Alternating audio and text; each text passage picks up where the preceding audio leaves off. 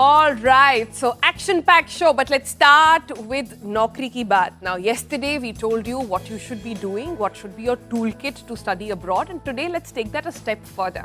If you've been dreaming about getting a job in one of the top tech companies in the world, what should be your approach? Now, Satya Nadella has just revealed what it takes to land a job at Microsoft and several such tech firms. Under his game-changing leadership, remember, the company soared past Apple to become the most valuable company in the world. So what exactly is that secret sauce? So Nadella has emphasized a blend of soft and technical skills, and he has a very strong focus on the need for any employee to adapt and to show a versatility. For tech junkies eyeing a spot at Microsoft, he says that a well-rounded skill set isn't just a bonus, it's the entry point. It's the essential thing you're going to need. So let's just take a look at what he listed out as the qualities that he wants to see. He said number one, and this has been a big focus for Microsoft over the last few years, he said the need to understand cloud expertise and the need to possess AI, artificial intelligence, and data literacy. Those are two very, very important skills. In fact, there's a whole list of it, and let's take you through that also now, because it's not just about hard knowings and coding, etc. It's also about soft skills. The third one on his list is actually willingness to learn and adapt, basically showing agility at work. He also talks about focus on consumers, know your TG.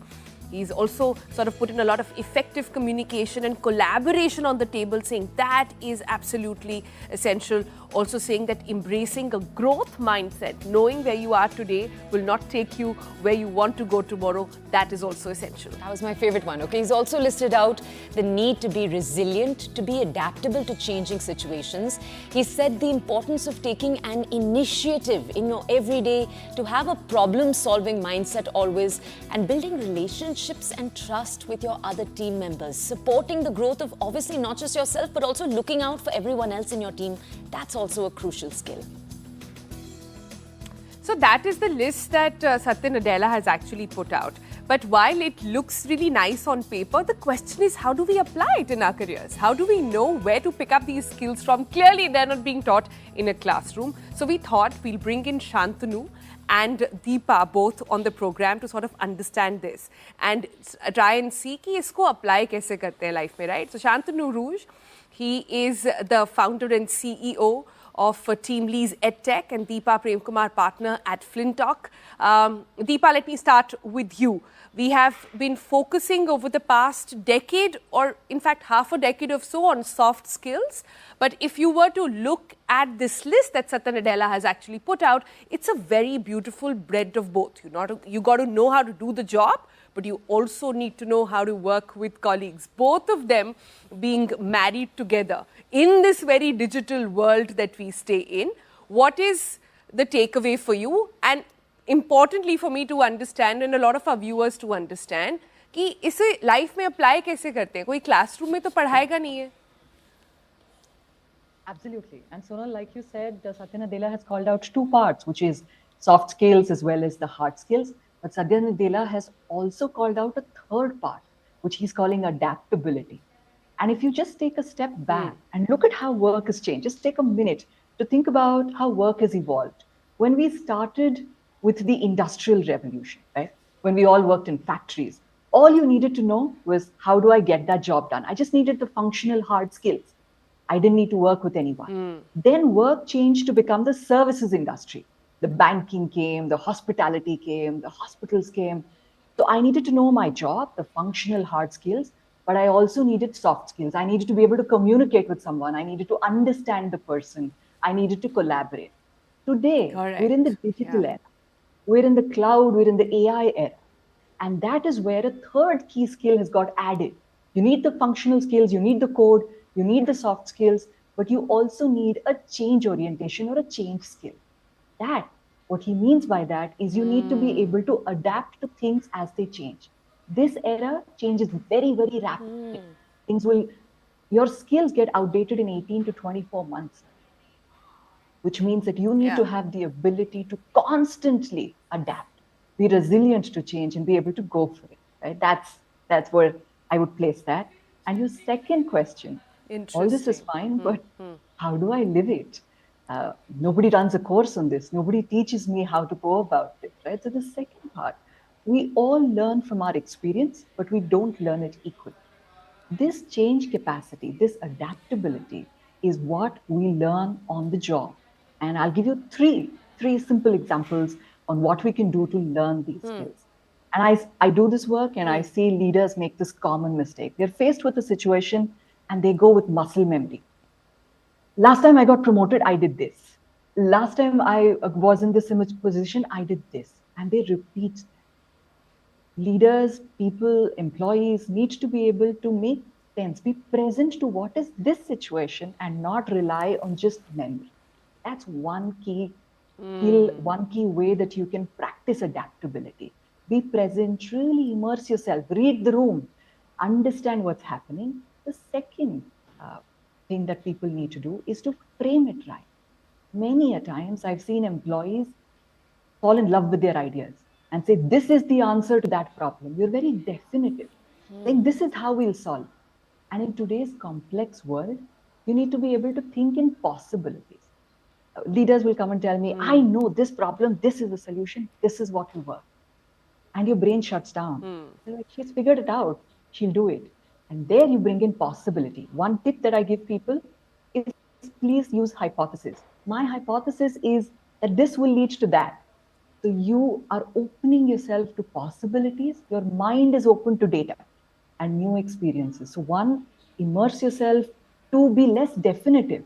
Just be open to possibilities and say, maybe this will work, maybe that will work. And the last one, Sonal, is how do you respond to a situation? Most employees, leaders love making plans.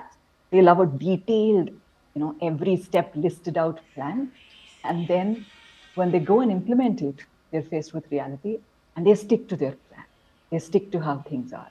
And in today's era, for building those adaptability change skills, you need to be able to keep a fluid plan and respond to what things are evolving. So one of the key skills there, we encourage leaders and employees is to build in iterations. Have a plan, but go ahead, try one part, see how it's responding and flex. I'm sure when you run this show, you have a plan and then you're watching the TRPs, you're watching things and you're constantly changing how you will run the next show.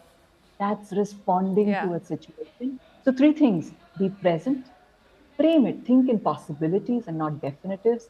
And the last one, how you respond, build in iterations, be open to changes that will come. Those are three things, practice it, and all the skills that you listed will come alive. That's beautifully framed, Deepa. Let's just go to Shantanu to ask him something similar. Shantanu, one of the big themes Deepa was really touching on in her answer, and that we've seen take place in the world around us in just the last few years. Just a few years ago, the big thing that you wanted to go in learning was coding and programming. Everyone, it seemed, was becoming a programmer around us. I know a batch of students right now that is completing their college across the United States, across the UK as programmers. And simultaneously in the Twitter sphere, for example, you now hear people saying that AI has phased out programming as a job, that, it's going to be a job that in a few years will be obsolete. So like Deepa said, it feels as if, here was a new technology and just a few years later, we're already looking at questions of its existential existence. So I just want to ask you, Shantanu, in terms of the hard skills, because we've talked right now of the philosophical approach you almost want to have in your day-to-day. But in terms of the hard skills, because Satya Nadella does say you need some hard skills, you need to mix them with soft skills. What are the hard skills that we can tell young people entering the job market will last them 10 years? Are there any? So it's such a difficult question to answer, actually. If you just reflect back on this entire thing, actually, it's not that the employers are being creative. Actually, their world is getting disrupted, started by COVID, accelerated by AI, and by digitalization. I think employers are staring at a lot of uncertainty at this point in time. And mark you me, this is not passing shower. This is climate change for the employers. This is going to be forever. Right? And in that situation, employers are looking for employees who can be creative, who can be adaptive. And adaptive is just not a mind condition. It's ability to showcase you being multi-skilled, you being able to be fit to multiple job roles, right?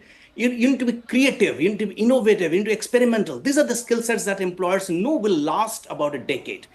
Pick up any technical skill, pick up any hard skill. Nobody knows whether it's going to last couple of years from now on, right? Who knew that a year back from now that the way Gen AI would possibly change the world for many different organizations, right? So today, if you look at it from today's perspective, yes, I think we heard about those three technologies. We heard about cloud, we heard about data, and we heard about AI. Those three are the hot topics. They look currently, Yeah. it's important, it's contextual, but I'm not too sure they're going to last. They're only three technologies last the entire decade. So since students and learners cannot actually be sure about which hard skills, then to be sure that their CVs are brimming with examples, a lot of soft skills, a lot of examples of work experience, which demonstrate productivity and resilience. If you look at it today, I come from a company who has hired one person every 5 minutes in this country over the last 10 years. And I've seen that over the last 10 years, employers' requirement are still those four basic things, the 4 R's: reading, writing, arithmetic, and relationships. They're the four things that employers are looking for. If you're good at that, everything becomes, it's manageable, it's compromisable.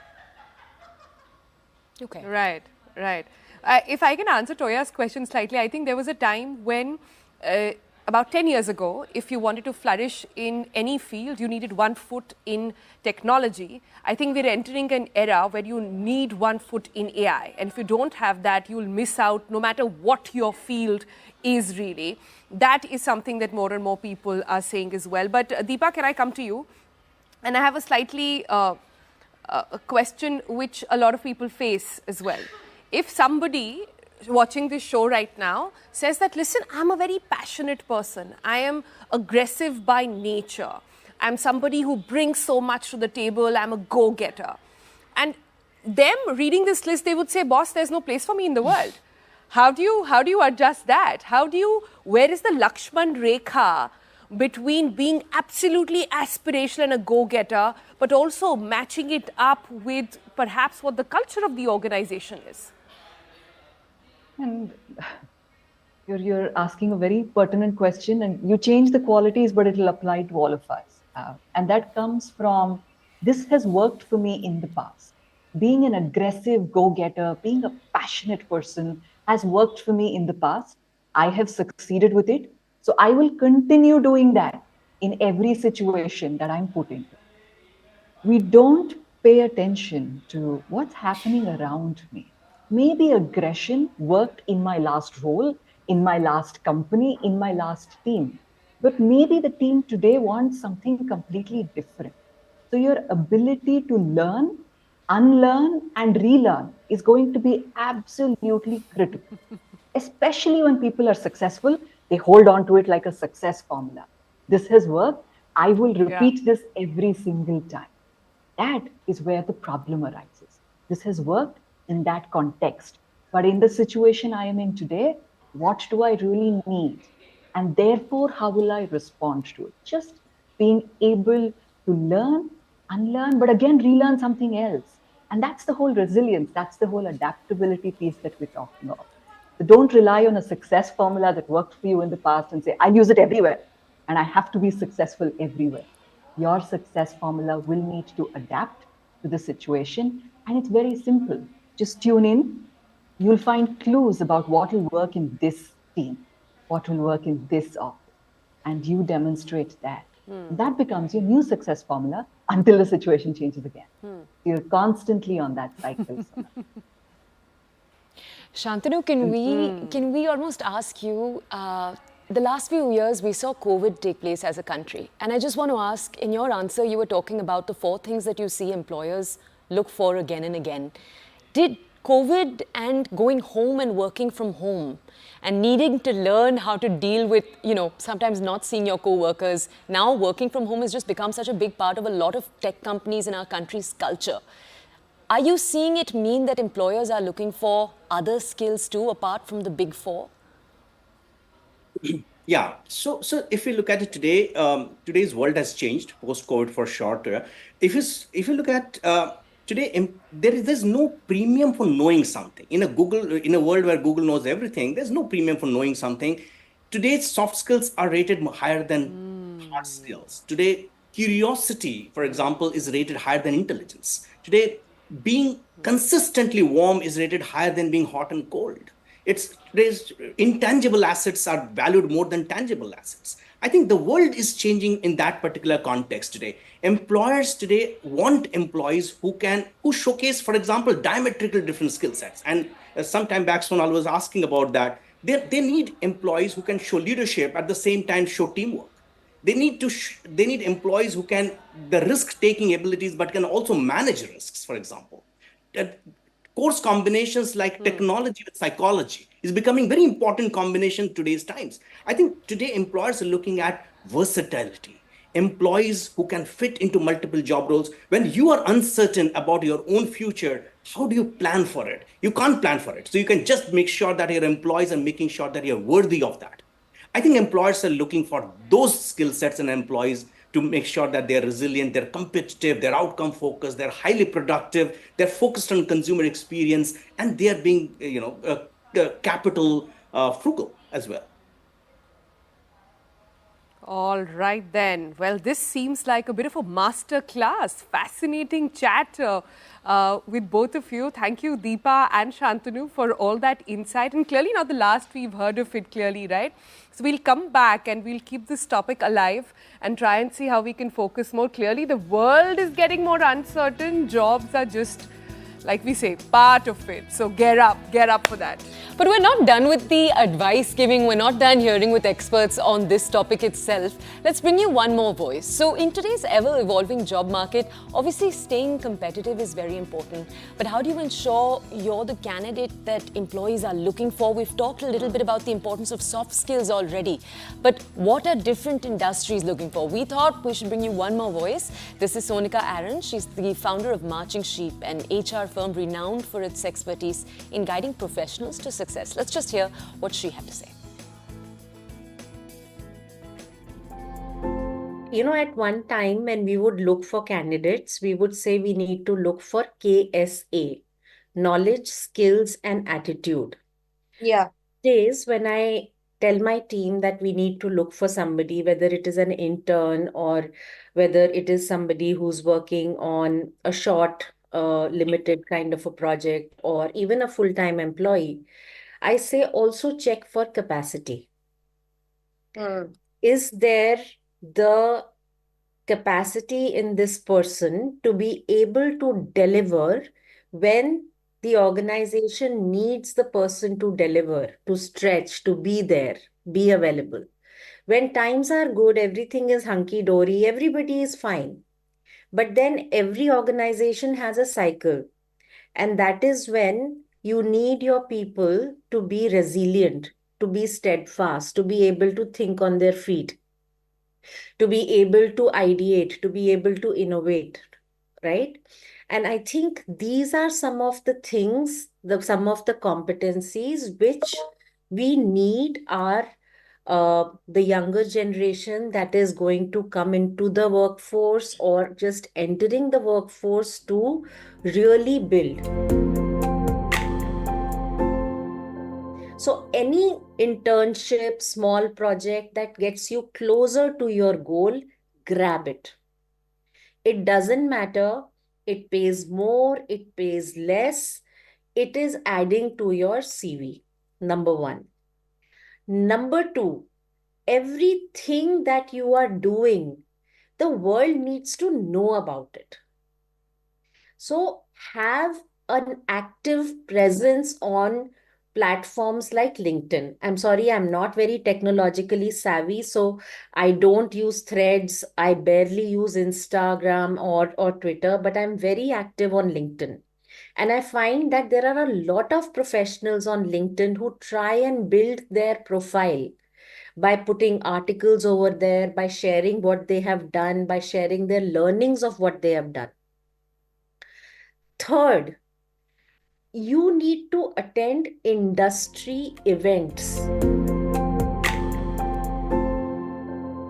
This is something which is very, very important.